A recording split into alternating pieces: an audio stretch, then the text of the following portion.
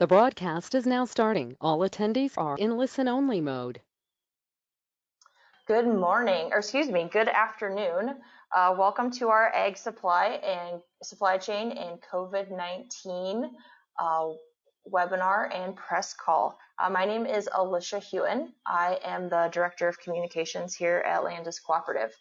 Before I introduce our panelists, I would just want to go through a few housekeeping things like I'm sure we've all been doing on all of our conference calls and video calls.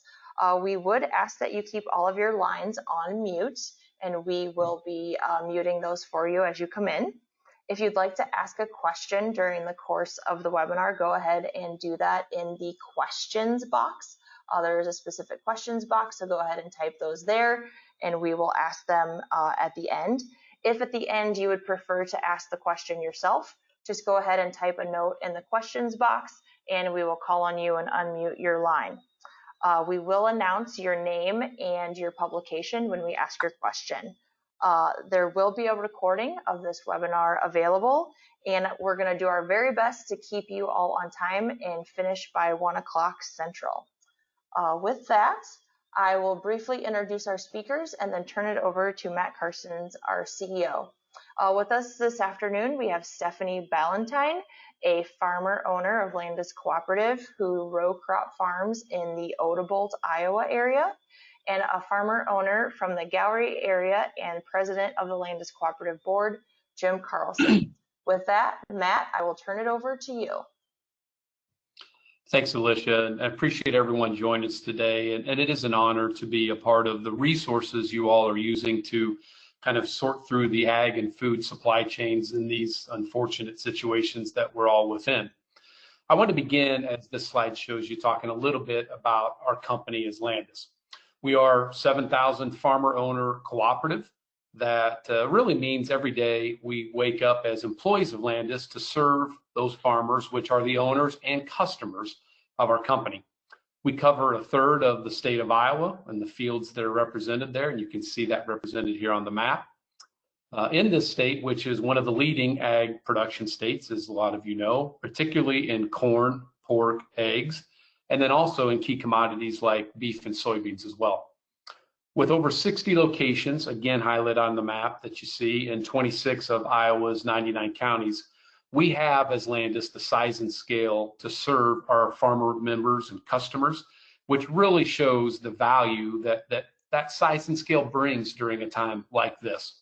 The challenges are a lot in agriculture, and COVID-19 clearly has not made that any less, but it's times like these which is really why Landis was formed many years ago.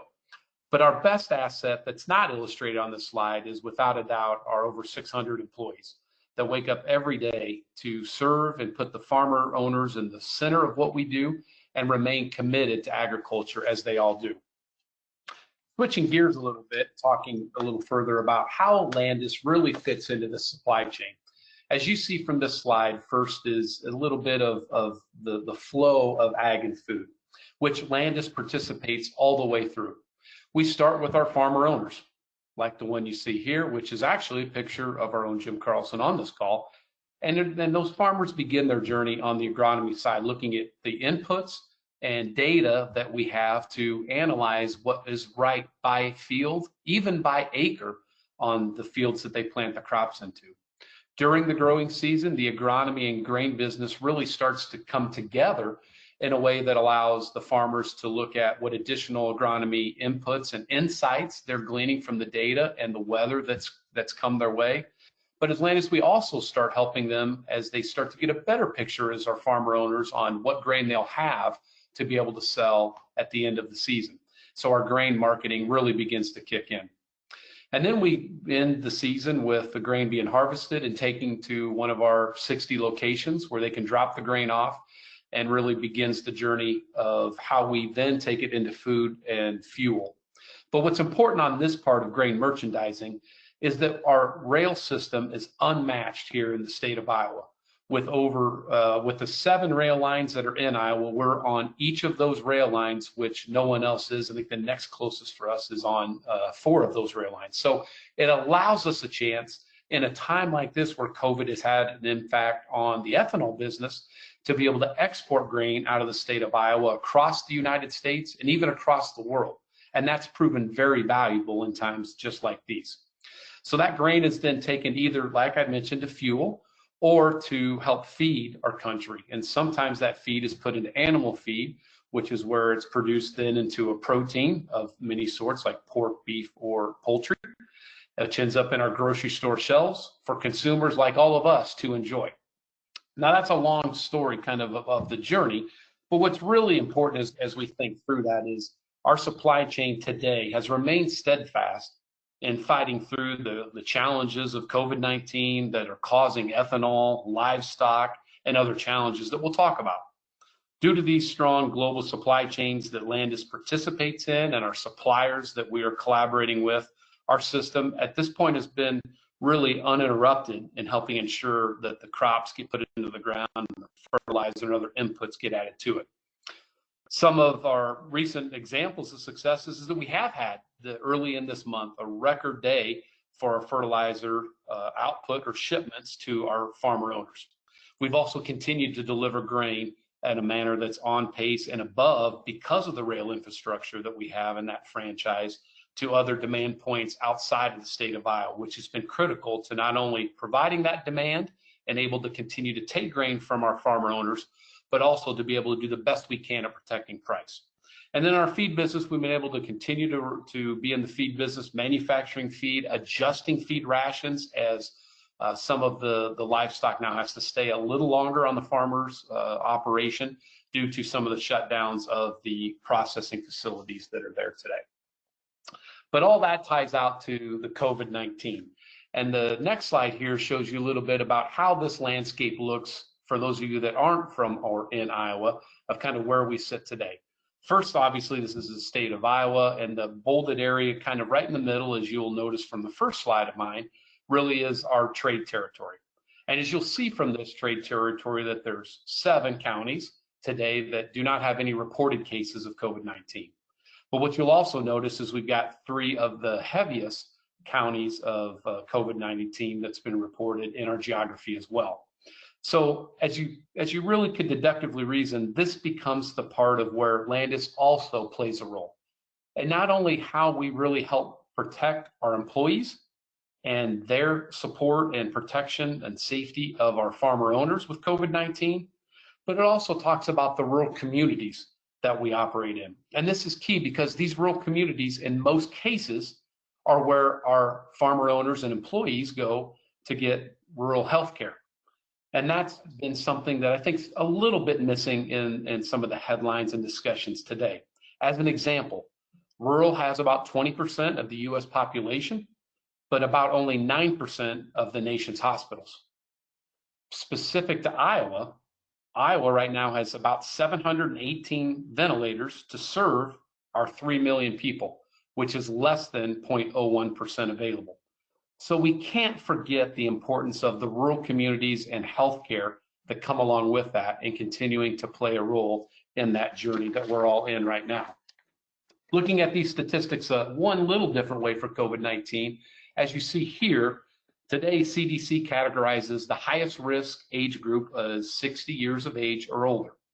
The USDA actually says the average American farmer is 57.5 years of age. And for Landis, we have 63% of our farmer owners that are 60 years of age or older. So it is another dimension that we must continue to take a look at in ag and food of how we continue to do the job we must do in a way that protects our farmer owners, but also allows us to continue to provide the food that all consumers expect in the grocery store shelves. And speaking of how we protect our farmer owners and employees, here's a little bit of an example of various things that we're doing, particularly here as Landis. First and foremost, it's good to note that we probably only have about 10 or less people at each of our Landis 60 locations. But other things that we're doing to ensure that protection that's there in place is to ensure that those employees are not crossing locations. So if there is an outbreak in one of our locations, that we don't spread that to others really quickly. We're also obviously practicing the social distancing. We're using technology to ensure that customers have access to their information through our mobile app or customer portal. We also are using contactless deliveries, which is important for safety as well, and canceling all in-person meetings that we have on farm or with our vendors and suppliers. And the last example I'll give you that we're doing to help through this ag supply chain here at Landis is implementing the 2-week paid time off for all ill employees or those that they may be caring for on the family side to ensure they have the ability to do what's right for them as employees of this situation that we're all going through. So with that all said, I'd like to maybe let a couple of our owners here talk a little bit about their personal situations. I'll introduce first Stephanie Ballantine. And as Lisha already mentioned, she's from Odebolt area, which you see highlighted on this map. Stephanie farms just outside of Odebolt on both corn and a soybean operation since 1977. Her husband and her have been farming partners since then, but unfortunately her husband passed away back in 2016, which led Stephanie to take over all operations and personnel.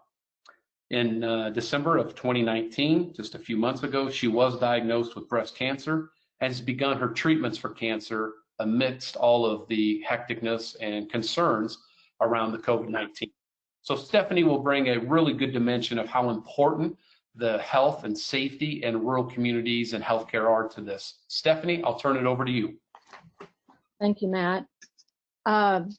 Yes, I have a row crop farm that is half corn, half soybeans, and we do a rotation every other year, switching that out, mostly no-till. I do have one operations manager that's full-time year-round, and then a summer worker who is home early now because he's at Iowa State, so he's doing the finishing up the year on his computer. And then I have 4 seasonal part-time people that come in to help with harvest.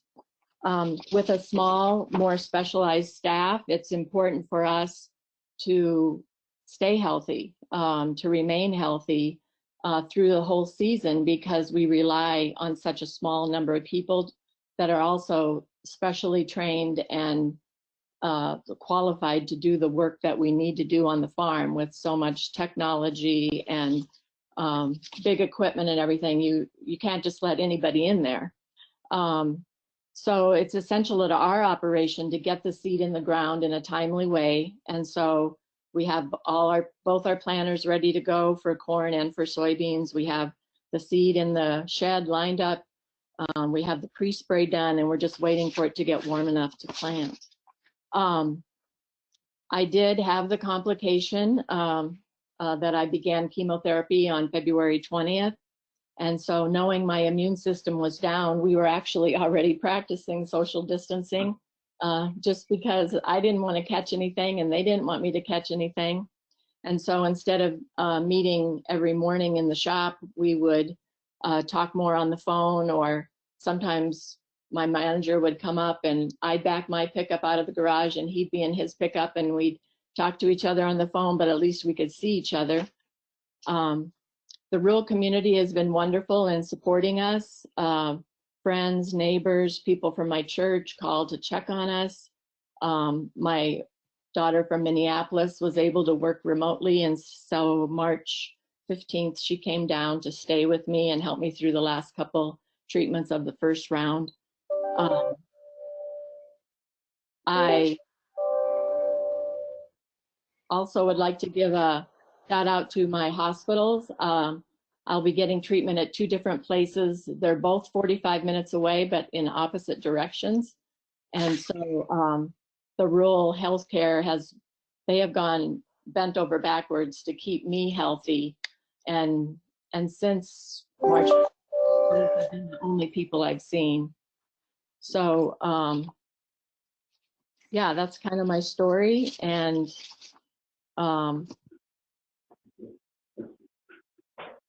I guess that's it.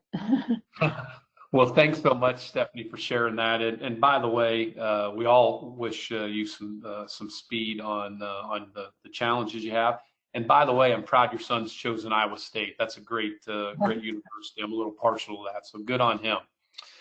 So kind of in between the two farmer owner discussions, I want to show this slide that shows a little bit of some of the work that Landis is doing with our rural healthcare and rural communities. Here you see that we've donated almost 1,000 units of personal protective equipment to our local healthcare providers. And I think it really showcases the commitment that we have beyond our farmer owners, but to do things across our industry that really help provide the protection that Stephanie really just talked about.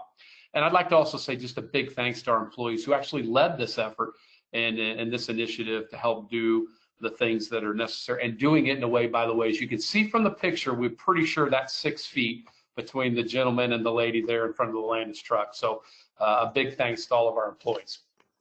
Next, I'd like to introduce Jim Carlson, one of our other farm owners that will talk a little bit and be available for questions as well, like Stephanie.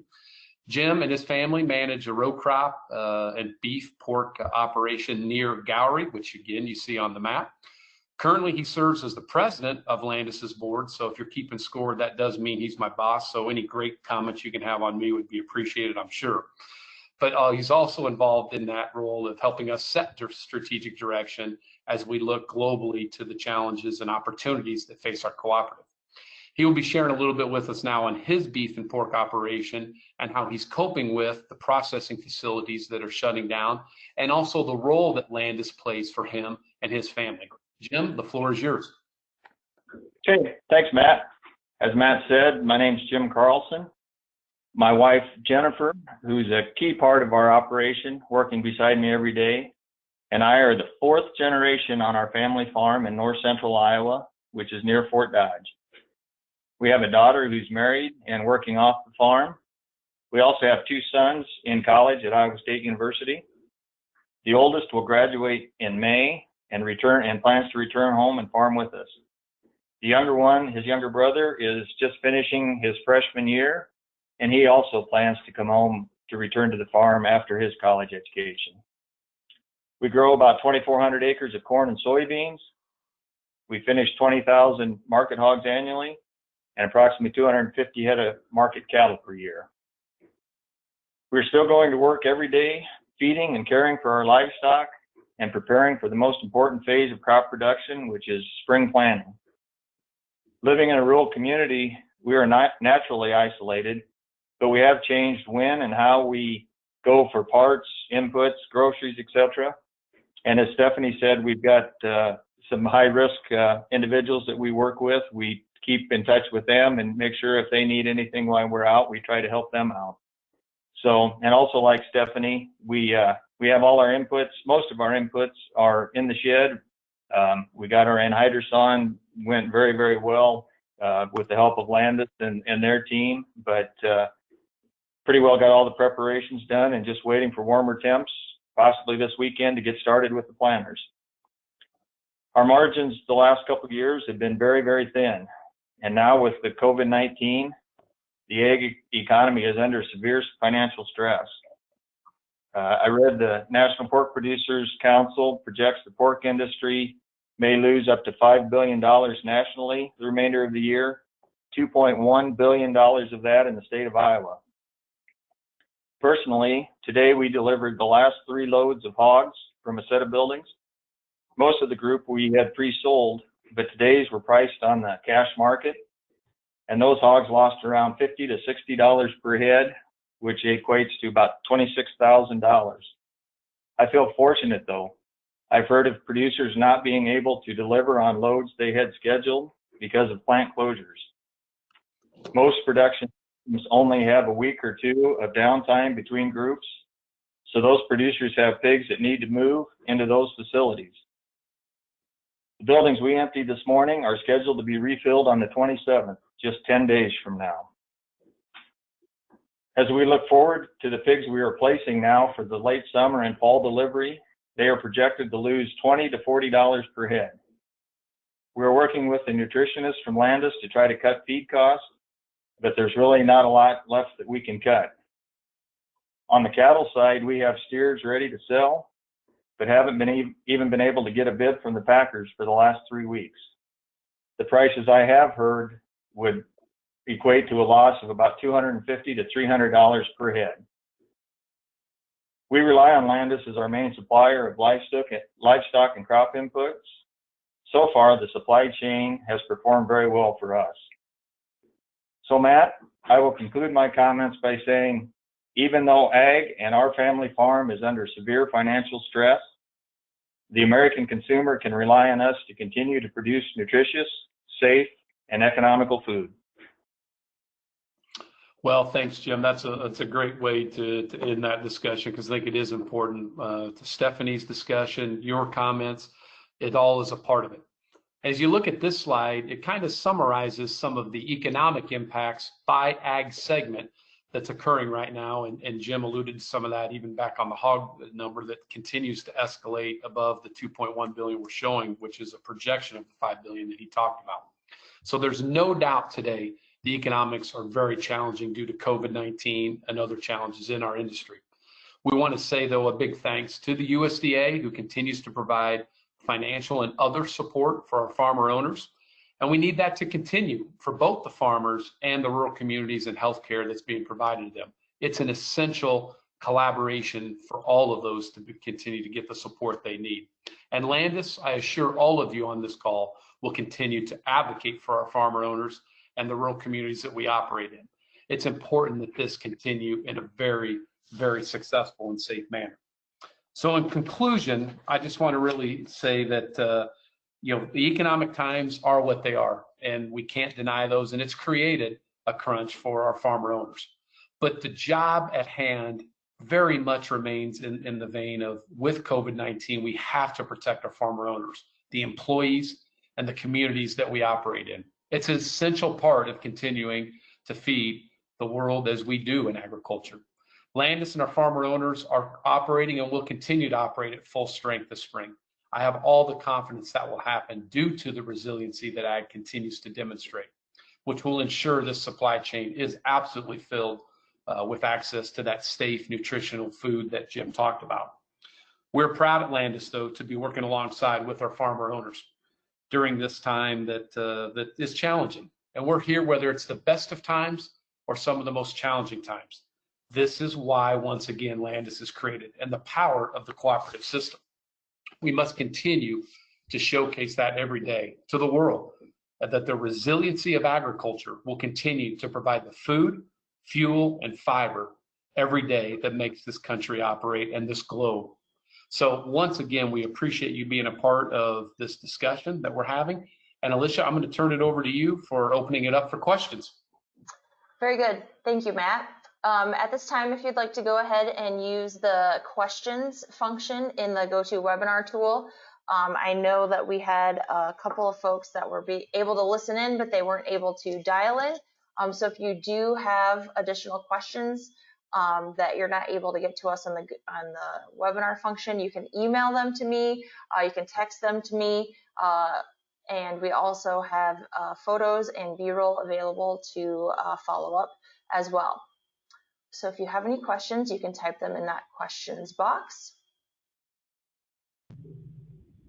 We will be making a copy of this recording available afterward, so you can have a copy then as well. Well, Matt, it looks like we don't have any questions, so I will give it back to you for any final comments before we wrap it up.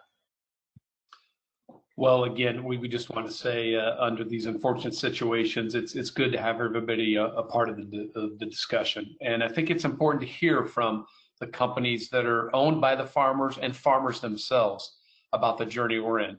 But everybody should feel comfortable leaving this discussion that agriculture is resilient, and we will continue to provide that safe, nutritious food that our consumers want and absolutely need. And that's the value of these rural communities and the farmer network that's out there, that they will always work together and always find a way. So Alicia, again, I say thanks to everyone, and I'll turn it back to you for the closeout. Thank you very much, everyone. We'll be sending out some follow-up materials, including a copy of this recording. Have a great day. Stay safe. Thank you.